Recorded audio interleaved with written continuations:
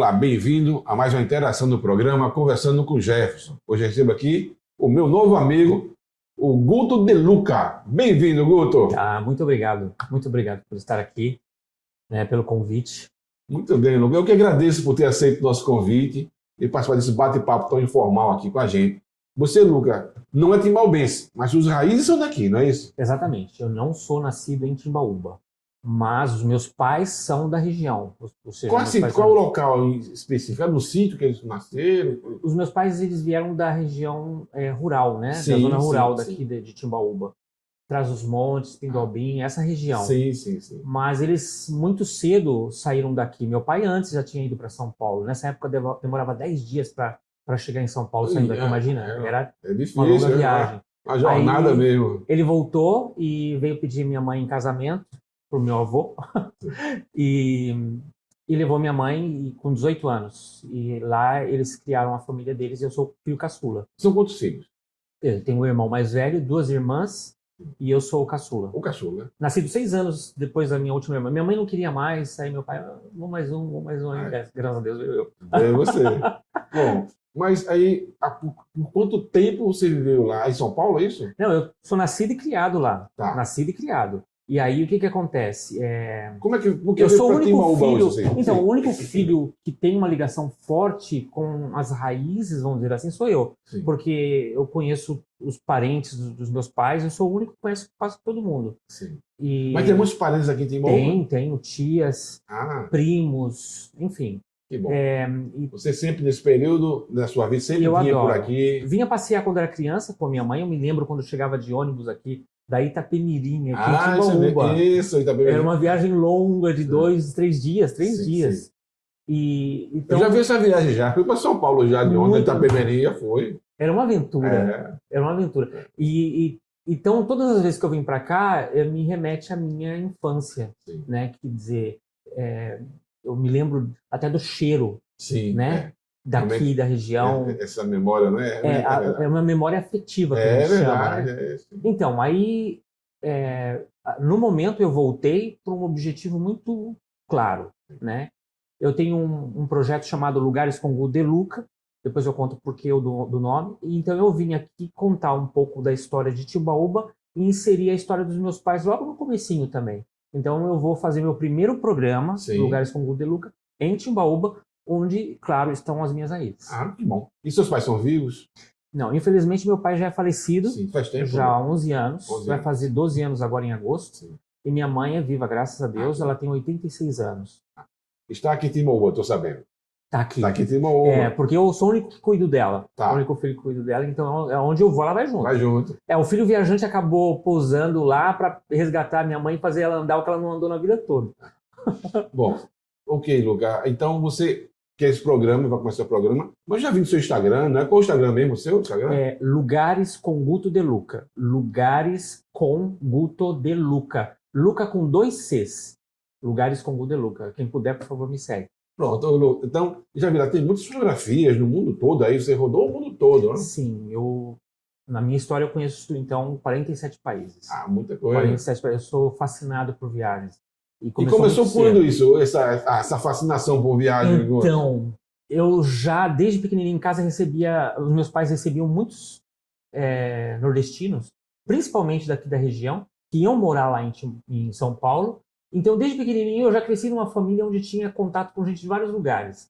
Já começou o gosto por aí. Mas eu me lembro quando eu tinha 5 para 6 anos, não tinha entrado na escola ainda. Aí eu pegava o mapa Mundi, colocava no chão e ficava viajando. Eu sabia ler alguma coisinha que eu aprendia, né, antes de entrar na escola. Então, eu ficava ali sonhando com cada país, com o dedo no mapa. Imagina.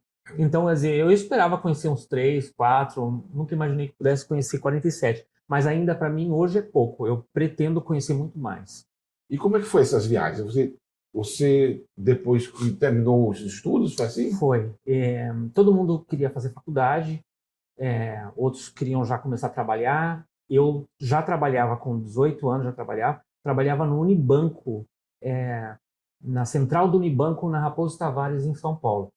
Na parte tinha máquina de escrever, né? A gente ficava trabalhando nessa parte De digitação, seria assim? burocrática. Datilografia? Isso. Fiz Datilografia. curso de geografia. Datilografia. Maravilhoso. E aí, eu trabalhava ali, e quando eu quis sair dali do banco, eu pedi demissão para poder fazer uma viagem, a minha primeira viagem para o Chile. E foi num momento muito difícil, porque eu fui para o Chile quando o Pinochet ainda era governo. O Pinochet, que é um dos maiores ditadores da história da humanidade, né? Considerado depois do Hitler um dos piores. Enfim, aí eu fui morar no Chile. Aí eu fui, porque eu tinha uns vizinhos chilenos que me ajudavam bastante, né? E passasse Aprender quanto tempo lá espanhol. no Chile? Então, aí a primeira vez que eu fui para o Chile, eu morei 10 meses. Sim. 10 meses. Mas assim, eu fui para Santiago e fui de ônibus. Saí de São Paulo, fui de ônibus, cheguei em Santiago e fui direto para o norte do Chile. O Chile é dividido por regiões. Primeira, segunda, terceira, assim, até 12ª região. Então eu fui para a quarta região, que a gente chama quarta região, e lá que eu morei num povoado chamado Illapel. Um povoado bem pobre, Sim. mas assim, rico em cultura, Eu não- rico essa em parte eu não amor. conheço. Já fui lá para Pucón? Lindo. Pucón? Pucón já fica lá no sul, No sul, né? é Bem isso. no sul. Então, mas aí eu tive Osorno. depois, com o tempo, Osorno, também no sul, é a região dos Vila Rica. vulcões. É isso. Tem o Já dá uma vulcão de caminhada por lá. Villarrica. Isso. O Chile é fascinante. O Chile é fascinante. E aí eu viajei do norte do Chile para Santiago, conheci Vinha del Mar, Valparaíso, Sim. Rancagua, aí fui indo, né? Concepción, até Valdívia, que é o mais sul que eu estive no Chile. Foi maravilhoso. E olha, isso foi em 1986 e eu tenho isso vivo ainda em mim, como eu estava falando antes, né? Quando a gente não estava nem filmando, de que uma viagem ela sempre fica dentro da gente. Uma vez você viajando, para quem gosta de viajar, vai carregar para o resto da vida. E ninguém toma da gente. É verdade. Você também tem algumas experiências, Eu né? lembro, a primeira vez que viajei, eu tinha 19 anos, assim, eu fui para um congresso em São Paulo, de ônibus. Quando eu fui de ônibus lá para São Paulo, pelo Itapemirim, então foi um congresso de odontologia naquela época, tinha um amigo meu que era paraguaio. Eles vão para minha casa, isso bora. Não tinha nem dinheiro nem nada, Luca. Aí eu fui embora, aí fui para lá de ônibus também. Era Pluma? Isso, Pluma. E foi com a Pluma que eu fui para o Chile. Foi a Pluma, que eu fui de Pluma. E olha, foi uma aventura. E eu hoje ainda lembro aquilo, né? Então eu tinha 19 anos, eu estou com 55. E eu lembro realmente de tudo que se passou. Que maravilha. Naquilo. É vivo, né? É vivo, assim. E lugares como o de Luca, na verdade, que é o nome das minhas redes sociais, o nome do meu e-mail, o nome de tudo. Porque já fazem muitos anos que eu tenho, né? Desde 90 eu tenho Mas o foi De assim, Luca. vem de onde esse nome do De Luca? Porque Então, é Augusto, isso? meu nome é José Augusto da Silva. Tá. Eu não tenho problema nenhum com o meu nome. Eu gosto do meu nome, né? E eu sou bem brasileiro, da Silva. Inclusive lá fora todo mundo chama Mr. da Silva. Mr. da Silva. Enfim, quando garoto, eu mostrava muitos lugares para as pessoas que viam, né? Visitar São Paulo, quando eu morava no Rio, vinha conhecer, eu mostrava. Aí, por isso que eu quis manter esse nome, lugares como o De Luca, até no meu apelido, etc., né, nas minhas redes sociais. Mas o De Luca surgiu na época que eu era promoter, né? Eu já tinha um apelido de Guto, que é a forma curta de Augusto, que é meu segundo nome. E aí, De Luca, ele surgiu para completar o Guto, né? Então, um amigo falou assim, brincando comigo, deu a louca no Guto hoje. Aí todo mundo, aí, Guto deu a louca, Guto De Luca. Aí nasceu e ficou para sempre. Em 1990, esse apelido veio e ficou. E hoje eu uso para tudo, né? Lugares como o De Luca, que é meu... Bom, Guto, eu vi também no teu Instagram lá que no navio, então você morou no navio, você trabalhou no navio? Também. Eu já trabalhei em 3 navios. O Astor, que é um navio alemão, e trabalhei, claro, morava também no Queen Elizabeth, que foi o terceiro, e o segundo foi Queen Mary II. O Queen Mary II é anglo-americana, essa empresa, da empresa Cunard, uma empresa de alto nível, né? Então, o Queen Mary II foi batizado pela própria Rainha Elizabeth e o Queen Elizabeth também foi batizado pela própria Rainha Elizabeth. A realeza inglesa, eles patrocinam essas empresas, Sim. então eles têm participação também, né? Não acho que nos lucros. E passasse quanto tempo assim na navio? Então, acho que é uma vida muito puxada ali, né? Porque tem festa todo dia, mas o cara trabalha. Mas essa história de trabalhar em navio começou quando eu morava na Nova Zelândia. Porque quando eu cheguei a morar, eu morei quase que 1 ano na Nova Zelândia. E eu sonhava em viajar para a Nova Zelândia para conhecer principalmente a cultura maori. Mas eu acho que os neozelandeses são muito europeus, muito ingleses até. mas é um país que eu amo. Tenho muitos amigos e tenho contato até hoje. E aí chegavam navios na segunda cidade que eu morei na Nova Zelândia, chama Mount Maunganui. E nesse lugar chegavam muitos navios de cruzeiro, né? É um lugar que tem praia, lindo. Eu morava assim uma quadra da praia lá e trabalhava em restaurantes, lavando prato, Sim. né? Fazendo esse típico trabalho de brasileiros no exterior. E quando chegavam esses navios, eu ficava sempre tirando fotos e olhando. E eu falava assim, poxa, seria interessante um dia eu trabalhar no navio. Aí uma amiga austríaca que trabalhava comigo no restaurante, ela disse para mim que ia trabalhar no navio. Eu falei assim, mas como é que você fez? Foi através dela que ela me passou os dados e eu comecei a me inscrever em vários... não tinha ainda essa coisa da internet como tem hoje. Okay. Mas assim, tinha e-mails, né? Então eu comecei a escrever. Estava mais fácil, também já ajudava. Aí eu mandava e-mails e tal. Foi quando a empresa entrou em contato comigo e por telefone a gente combinou, eles mandaram a passagem. Aí eu abortei minha vida ali na Nova Zelândia. E eu disse assim, agora eu vou continuar. E eu fui para o Astor, que é o navio alemão. Mas eu não ia pegar o navio na Alemanha, eu ia pegar o navio na Irlanda.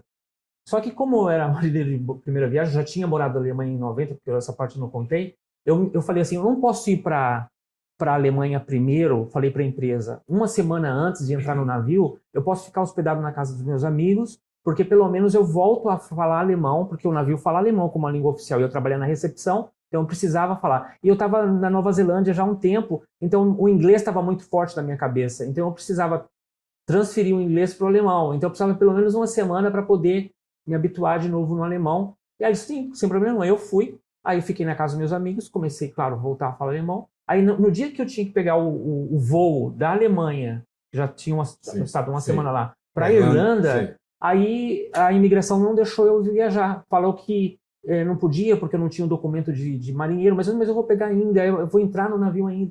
Aí foi um trauma, mas eu acabei respirando fundo, fiquei na Alemanha. Não conseguiu ir? Não fui. Aí 2 dias depois, o mesmo navio, ele passou pela Alemanha, em Bremerhaven, e foi quando eu embarquei.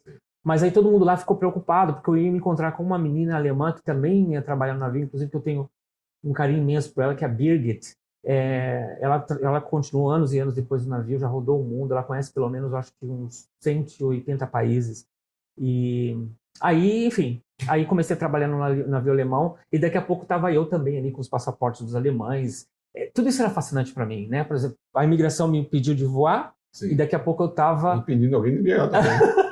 recebendo os passageiros do navio. É fascinante. Você não pode ir, não. Eu tenho tantas histórias que não cabe dentro de um programa, infelizmente. Assim, Mas foram quantos anos em navio? Não chegou a ser anos, não. Então, eu fiquei alguns meses, eu acho que uns 10 meses no Astor. Depois eu saí e voltei para o Brasil. E aí depois eu queria voltar em navio, mas não foi logo de cara. Aí fui morar no estado do Rio de Janeiro, porque eu morei muito tempo no Rio também. E voltei a dar aula. Aí depois me deu aquela nostalgia, eu quero voltar para o navio, mas não sabia como. Foi quando uma empresa da Bélgica entrou em contato comigo e fez a entrevista via online para poder trabalhar na empresa Cunard, onde eu trabalhei no Queen Mary II, no Queen Elizabeth. Mas chegou a passar anos nesses navios? Não.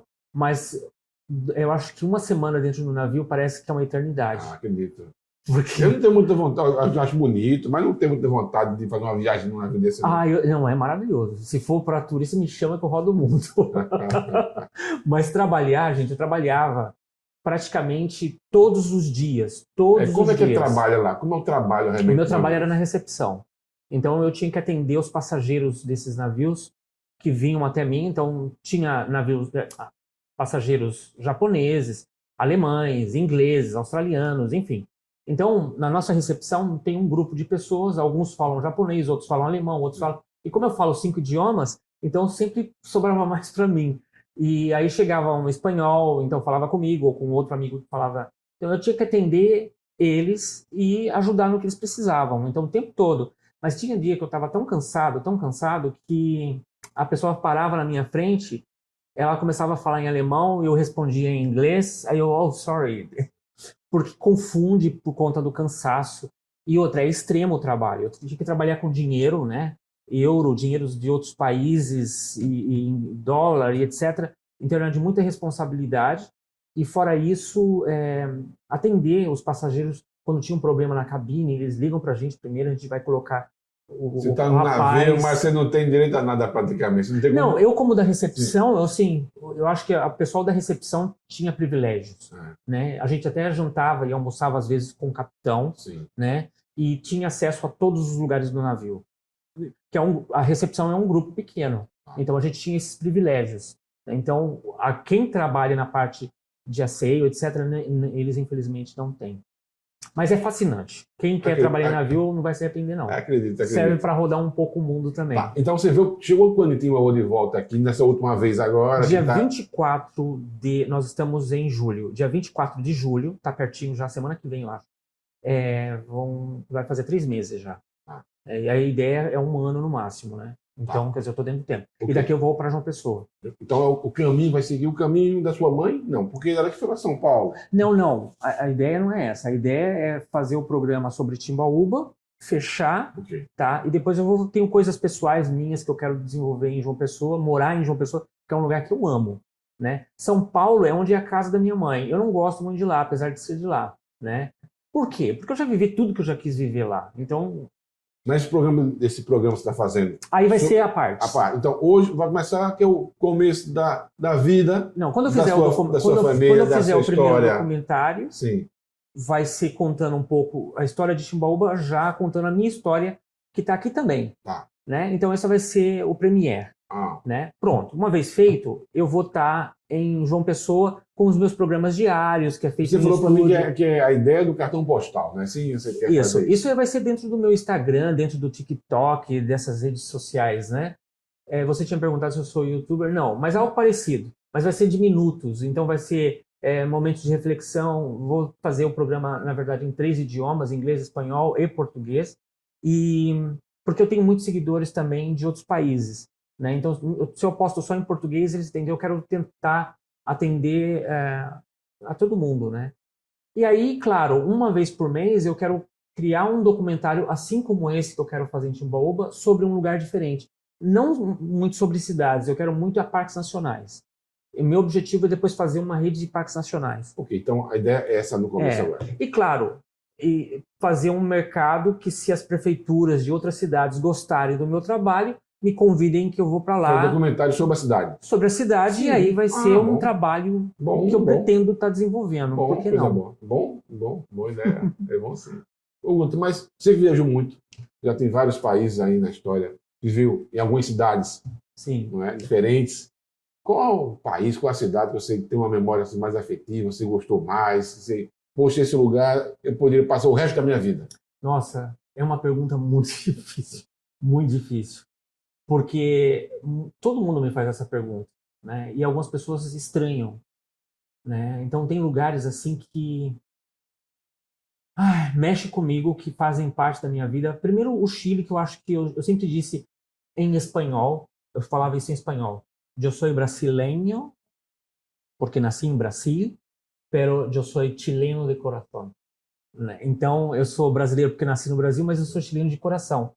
Porque é um país que me acolheu primeiro, é um país que eu tenho tantas memórias maravilhosas, as pessoas que lá vivem, porque fazem já mais de 30 anos que eu estive lá, então eu pretendo voltar. Sim.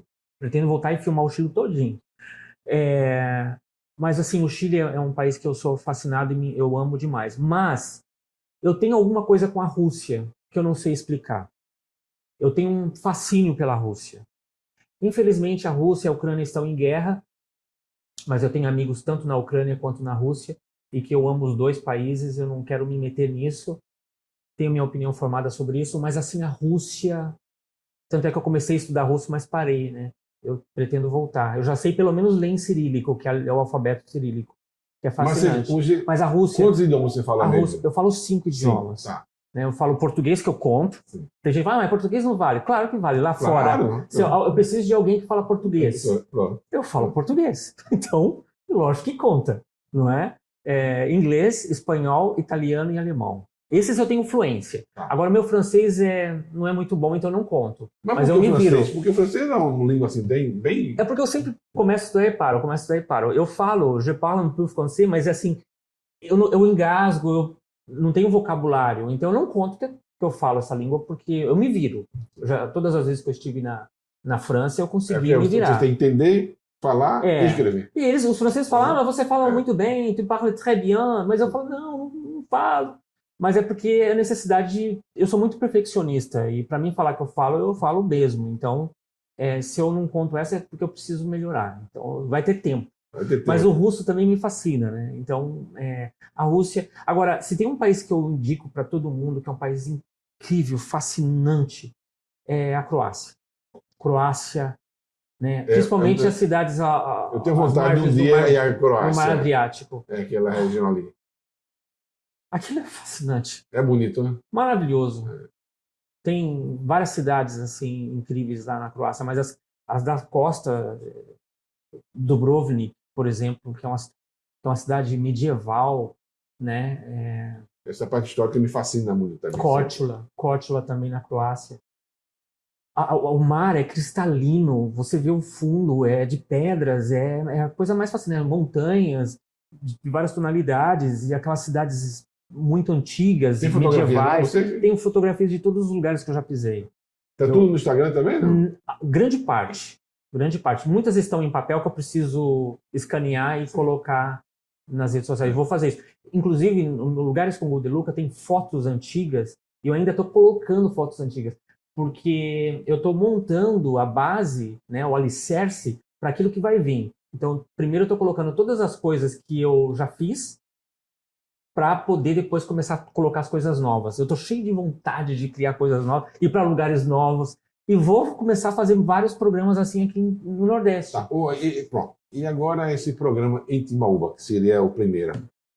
Já tem um roteiro, já tem equipe para fazer isso? Não, mas assim, eu estou no foi processo... iniciado? Eu tenho uma certa prática já com comunicação. Eu já tenho isso na minha mente. Tem uma pessoa que já está me ajudando a desenvolver o roteiro, né? Mas eu preciso, isso já a gente vai fazer nos próximos dias, dar um giro em Timbaúba, visitar determinados lugares, porque, por exemplo, o Mocós eu não conheço, aquela igrejinha antiga, tem algumas coisas aqui, a parte externa, eu tenho um amigo que ele é ciclista, inclusive um abraço para o Lamartine, que ele é um ciclista daqui de Timbaúba, e ele sempre posta fotos incríveis. Aqui tem um lugar muito bonito. Lindo. Ele de pôr do sol, de lugares. Sim. E ele me convidou para conhecer assim o externo de Timbaúba, que eu também pretendo colocar, filmar em drone, para poder fazer um documentário bonito. E fazer uma coisa assim para ficar como presente para o povo de Timbaúba. Coisa boa. Né? A história contada por um filho de timbaúbenses. Olha só. Bom né? Isso vai ser fascinante.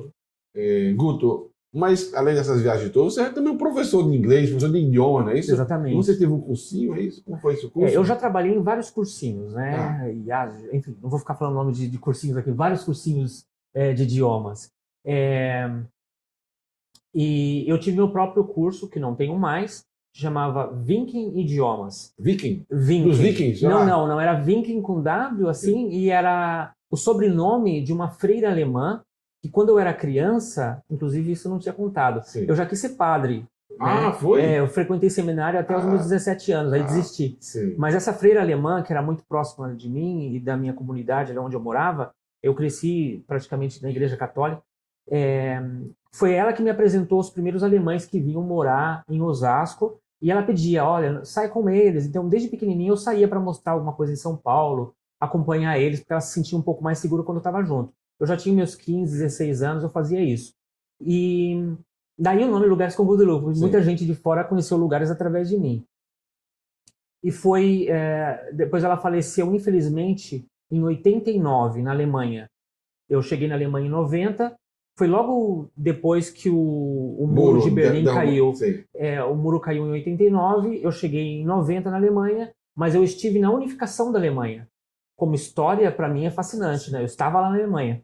Então em homenagem à irmã Gabriele, quando eu estava morando em Cabo Frio, no estado do Rio de Janeiro, eu montei um curso chamado Viking Idiomas. Então eu dava aula de português, principalmente para estrangeiros, que eu tinha aula de português para estudantes da Noruega. Então eu tinha lá mais de 60 alunos noruegueses, de 20, 22 anos, né, que eles ficavam meses em Cabo Frio para um projeto deles lá.